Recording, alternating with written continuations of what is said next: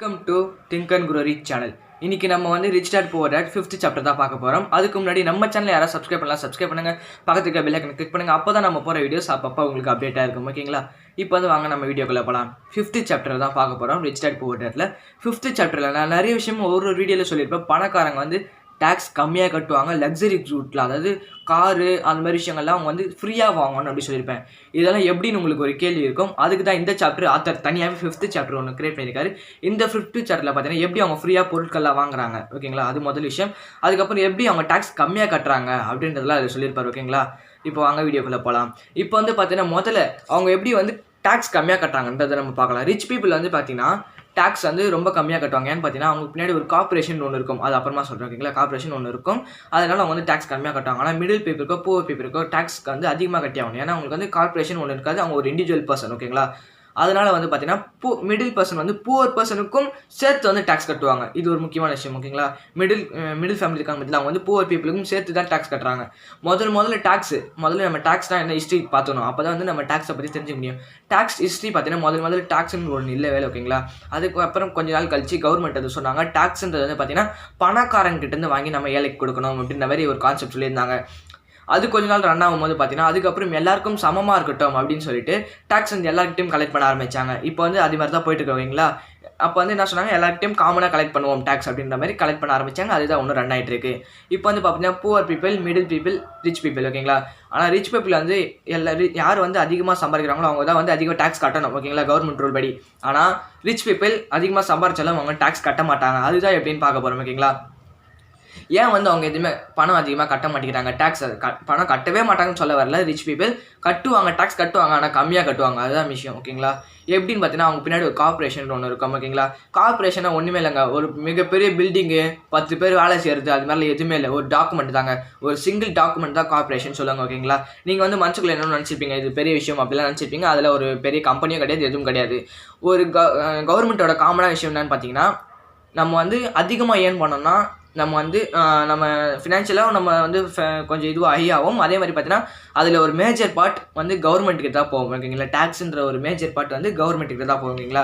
அது மொத்தமே கவர்மெண்ட்டு நம்ம சம்பாதிச்சு கஷ்டப்பட்டு நம்ம எவ்வளோ கஷ்டப்பட்டு நம்ம இப்போ ஒரு 2 hours ஒர்க் பண்ணால் இவ்வளோ சம்பளம், 4 hours ஒர்க் பண்ணால் இவ்வளோ சம்பளம் சொல்லிட்டு கொடுப்பாங்க. நம்ம ஓவர் டைம் ஒர்க் பண்ணி ஒரு அதிகமாக சம்பாதிச்சு வச்சிருப்போம். அது பார்த்தீங்கன்னா ஒரு மேஜர் பார்ட் வந்து கவர்மெண்ட் கிட்ட தான் போகும்.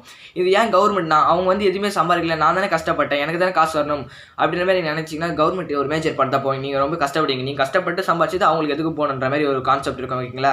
அதனால வந்து பார்த்தீங்கன்னா நீங்கள் சம்பாதிக்க நீங்கள் பணக்காரர் நினைப்பீங்க தவிர, ஆனால் மேஜர் ரோல் டேக்ஸ் வந்து கவர்மெண்ட் போகும். ஓகேங்களா?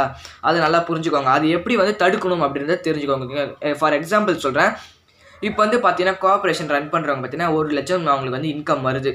வந்தோடனே பார்த்தீங்கன்னா அவங்க வந்து அந்த 1 லட்சத்துக்கு வந்து டேக்ஸ் கட்ட மாட்டாங்க. முதல்ல சொல்கிறத கேளுங்க. 1 லட்சத்துக்கு இன்கம் வந்துடும். அதில் கம்பெனிக்கு தேவையானது, அந்த கோஆப்ரேஷனுக்கு தேவையான எக்ஸ்பென்ஸ் எல்லாம் போயிடும். அதுக்கப்புறம் பார்த்தீங்கன்னா 20,000 மிச்சம் எவ்வளோ 50,000 20,000 அதுக்கு வந்து டேக்ஸ் கட்டுவாங்க. ஆனால் நம்ம அந்த 1 லட்சம் ஏர்ன் பண்ணுறோம்னா நம்ம வந்து அந்த 1 லட்சத்துக்குமே டேக்ஸ் கட்டிட்டு தான் நம்மளுக்கு வந்து மிச்சம் காசு தருவாங்க. ஒரு 80,000 டேக்ஸ் கட்டி 20,000 மிச்சிட்டாங்கன்னு வச்சுக்கலாம், 80,000 மிச்சம் வரும். நான் ஃபார் எக்ஸாம்பிள் தான் சொல்கிறேன். ஓகேங்களா? 80,000 நம்மளுக்கு கொடுப்பாங்க. இது மாதிரி வந்து டேக்ஸ் நம்ம கட்டுறதுக்கு முன்னாடி அவங்களே எடுத்து தான் நம்மளுக்கு பணம் கொடுப்பாங்க. ஆனால் ரிச் பப்ளிக் அப்படி கிடையாது. அவங்க வந்து எக்ஸ்பென்சஸ் ஆகிட்ட பிறகு தான் அவங்க வந்து எக்ஸ்பென்ஸ் ஆகி மிச்ச காசு இருக்கு பண்ணலாம். அந்த மிச்ச காசு கொண்டு தான் அவங்க டேக்ஸ் கட்டுவாங்க. ஓகேங்களா? அது எப்படின்னு பார்த்தீங்கன்னா அவங்க பின்னாடி ஒரு கார்பரேஷன் ஒன்று இருக்குது. அது ஒரு டாக்குமெண்ட். ஓகேங்களா? அது மிகப்பெரிய விஷயம்லாம் இல்லை. அது ஒரு சாதாரண ஒரு டாக்குமெண்ட். ஓகேங்களா?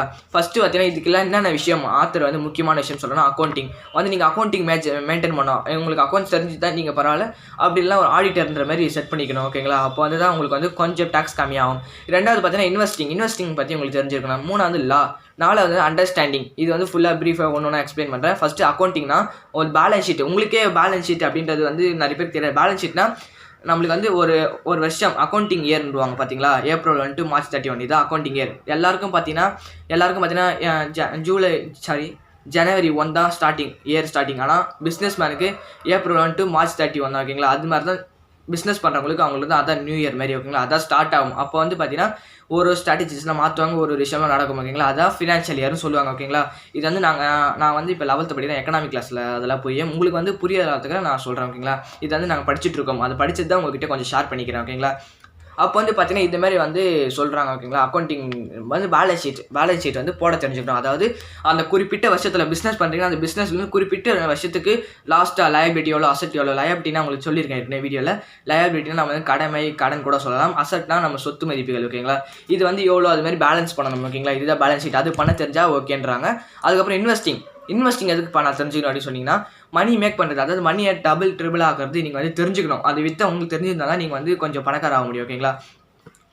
மூணாவது லாலாம் நான் என்னத்துக்கு பார்த்து தெரிஞ்சுக்கணும், நான் பிஸ்னஸ் மேன் நான் என்ன இப்போ லாலாம் தெரிஞ்சுக்கணும் அப்படின்னு கேட்டிங்கன்னா உங்களுக்கு வந்து லா வந்து என்ன தெரியுமா, இதுமாரி ஃபியூச்சர்ஸ்லாம் இருக்குது. கோஆப்ரேஷனில் இதுமாதிரி ஃபியூச்சர்ஸ்லாம் இருக்குது, இதுமாதிரி அட்வான்டேஜஸ்லாம் இருக்குது. அதாவது டேக்ஸ் வந்து நம்ம வந்து நம்ம மிச்சம் வச்சிருக்க பணத்துக்கு தான் டேக்ஸ் கட்டணும், மற்ற செலவு பண்ண பணத்துக்குலாம் டேக்ஸ் கட்ட தேவை அப்படின்றது லாலாம் நீங்கள் தெரிஞ்சுக்கணும் ஓகேங்களா. தெரியாமல் இருந்தால் நம்ம எதுவும் பண்ண முடியாது. அப்போ வந்து கோஆப்ரேஷன் ஓப்பன் பண்ண முடியாது, நீங்கள் வந்து நிறைய டேக்ஸ் கட்ட வேண்டியதாக இருக்கும். இதுமாதிரி கோஆப்ரேஷன் ஓப்பன் பண்ணால் நீங்கள் கவர்மெண்ட்டுக்கு பணம் கட்ட தேவைன்னு இல்லை, பணம் கட்டணும், ஆனால் கம்மியாக கட்டணும், ரொம்ப கம்மியாக கட்டணும் ஓகேங்களா. உங்களால் மேஜராக ரோல் நீங்கள் வந்து பணம் கட்டினா பாதி பணம் நீங்கள் கட்டிட்டா நீங்கள் வந்து பணக்கார ஆக முடியாது. உங்களால் முடிஞ்ச அளவுக்கு நீங்கள் கட்டணும் ஓகேங்களா, கம்மியாக. அது மாதிரி கம்மியாக கட்டுவாங்க ஓகேங்களா. அதுக்கப்புறம் அண்டர்ஸ்டாண்டிங். என்ன அண்டர்ஸ்டாண்டிங் அப்படின்னு பார்த்தீங்கன்னா என்ன அண்டர்ஸ்டாண்டிங் பார்த்தீங்கன்னா சப்ளை அண்ட் டிமாண்ட் வந்து நீங்கள் நல்லா புரிஞ்சுக்கணும். மார்க்கெட்டில் இப்போ என்ன ஏறுது இறங்குதுன்னு புரிஞ்சுக்கணும். கொஞ்சம் நாளுக்கு முன்னாடி, கொஞ்சம் மாதங்களுக்கு முன்னாடி வச்சுக்கோங்களேன், கொஞ்சம் மாதத்துக்கு முன்னாடி, கொஞ்சம் வருஷத்துக்கு முன்னாடி பிட்காயின் வந்து பார்த்தீங்கன்னா, பிட்காயின்றது ஒரு மிகப்பெரிய இண்டஸ்ட்ரி. அது வந்து பிட்காயின் வந்து பார்த்தீங்கன்னா ஃபார் எக்ஸாம்பிள் தான் சொல்கிறேன். பிட்காயின் வந்து பார்த்தீங்கன்னா எல்லாரும் வந்து மிகப்பெரிய கம்பெனி அதில் எல்லோரும் இன்வெஸ்ட் பண்ணியிருந்தாங்க. ஒரு டைமில் பார்த்தீங்கன்னா பெரிய பெரிய இன்வெஸ்டர்ஸ்லாம் அதுலேருந்து வெளில வந்துட்டாங்க. சின்ன இன்வெஸ்டர்ஸ்லாம் வாங்கிட்டாங்க அந்த செலவு பண்ணது ஓகேங்களா.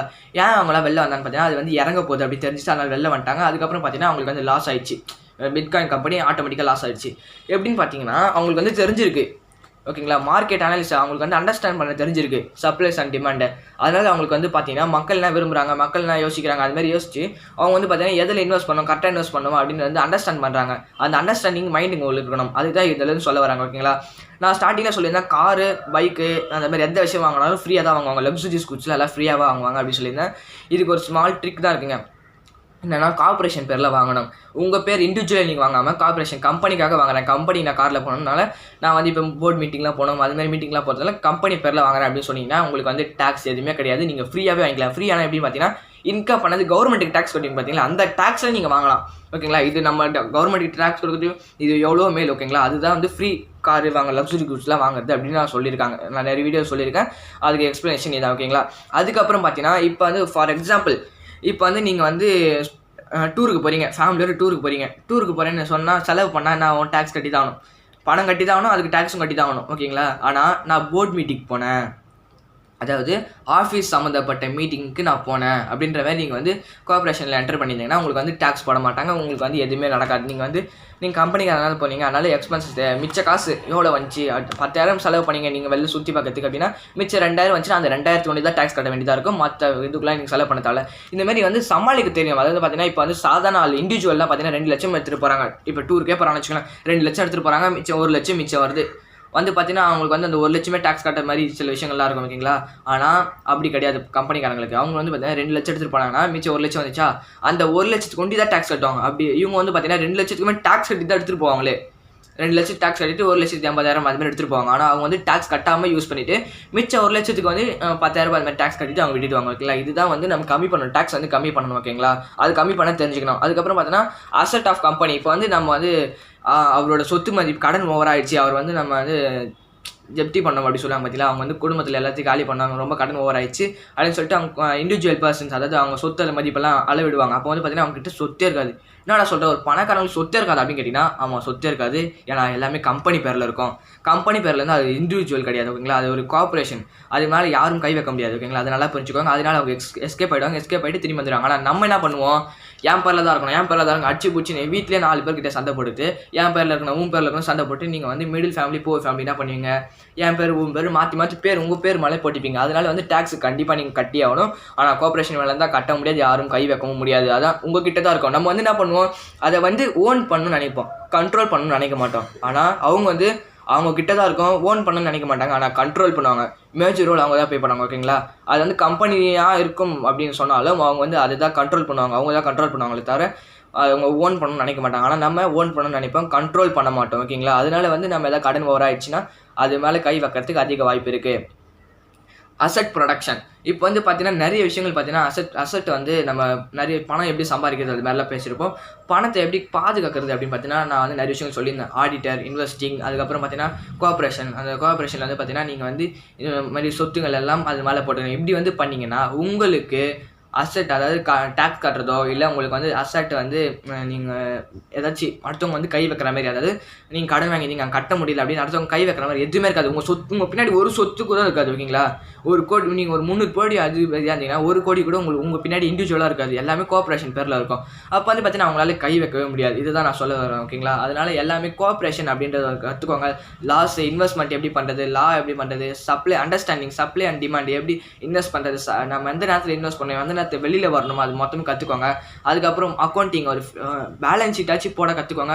பேலன்ஸ் ஷீட் போடுறது அவ்வளோ கஷ்டம் இல்ல. நீங்க வந்து கத்துக்கலாம். ஏன்னா 11க்கே அது மேல பேலன்ஸ் ஷீட் வருது. நீங்க ஒரு பெரிய பையனா இருந்தா கூடயும் சரி, சின்ன பசங்க கூட 11th படிக்கிற பசங்க கூட கேட்டு கத்துக்கோங்க. அதெல்லாம் ஒரு அசிங்கம் அப்படிலாம் ஒண்ணும் இல்ல. நீங்க வந்து கேட்டு கத்துக்கலாம் யார்கிட்டயும் வேணா. ஓகேங்களா? அதுக்கப்புறம் பார்த்தீங்கன்னா, நீங்க வந்து அப்படி உங்களுக்கு ரொம்ப கஷ்டமா இருக்கு. எனக்கு பிஸிப்பா நான் அதெல்லாம் பண்ண முடியாதுப்பா அப்படின்னு நெனச்சீங்கன்னா, நீங்க வந்து ஒரு ஆடிட்டர் செட் பண்ணுங்க. ஆடிட்டர் செட் பண்ணிட்டு ஆடிட்டர் கிட்ட குடுங்க. ஆடிட்டர் வந்து உங்களுக்கு வந்து இது பண்ணி தருவாரு. அவருக்கு சம் அமௌண்ட் பே பண்ற மாரி இருக்கும். பே பண்ணாலும் உங்களுக்கு வந்து டாக்ஸ் கொஞ்சம் குறையும். ஓகேங்களா? இது மூலியமால நீங்க டாக்ஸ் கம்மி பண்ணிக்கலாம். நம்ம அடுத்தது 6th சாப்டர்ல சந்திப்போம். இந்த வீடியோ உங்களுக்கு பிடிச்சிருக்கும்னு நினைக்கிறேன். இந்த வீடியோ பிடிச்சிருந்தா லைக் பண்ணுங்க, ஷேர் பண்ணுங்க, கமெண்ட் பண்ணுங்க, சப்ஸ்கிரைப் பண்ணுங்க, பக்கத்துல பெல் ஐகான் கிளிக் பண்ணுங்க. சரி, அடுத்த ஒரு வீடியோல சந்திப்போம். 6th சாப்டர்ல பாய்.